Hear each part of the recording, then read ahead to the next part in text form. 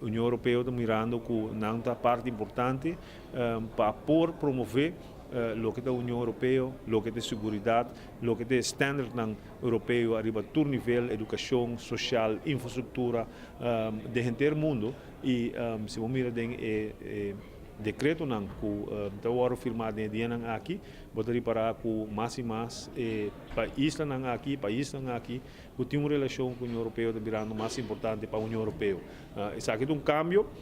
de mentalidade, onde a União Europeia hoje em dia também que o país não aqui mais e mais porta partner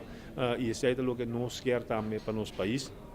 Onde nós também que Aruba lo meseta hub entre Sul-América com Holanda e Holanda, União Europeia. E isso aqui nós está propaganda na União Europeia, nós está mira com interesse está subindo para a ideia aqui e nós queremos que o dia próximo ano nós temos rol importante para llenar o terceiro pilar econômico aqui que nós está mira para nosso país. Nós mira que nós alogra tem decisão nova arriba com o LGO mas funciona de seguinte ano e LGO aqui nós chamamos LGO hybrid, porque ela toma hope de componente que nós estamos assim atrativo de país ultraperiférico, que está assim nós não simplesmente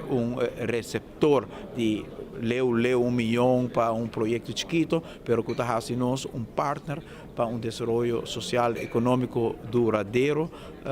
sustentável, que inversionam conjunto a nível público, a nível privado, para poder criar trabalho, para poder criar oportunidade e para criar desenvolvimento justo para os cidadãos em cooperação com a União Europeia. Nós podemos escutar também contribuição de representantes do Reino aqui elaborando especificamente o rol que a Aruba está de pensamento novo aqui, a papel de Europe Meets Americas, a papel de centro de excelência, maneira que nós temos na Aruba, conceito que nós bem está pedindo atenção para nós, mostrando a vantagem que se não ubicar nosso papel naturalmente para Aruba e portar na outra isla caribense que também está para estrategicamente que tem relação com o Reino, mas nosso papel para Aruba, nossa luta para Aruba e aí nós mira o resultado e o conceito aqui está agora abraçar e esta forma de facto é foundation novo para o LGO no futuro e aí à noite também tem encontro com o primeiro-ministro de Nova Caledônia, de Groenland e também de British Virgin Island,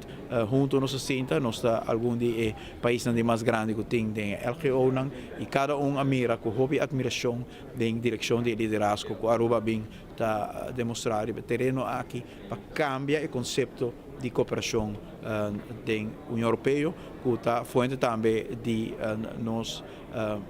posição que nós tomamos dentro do Reino, que cambia também a perspectiva que o Reino mira nós como partner estratégico.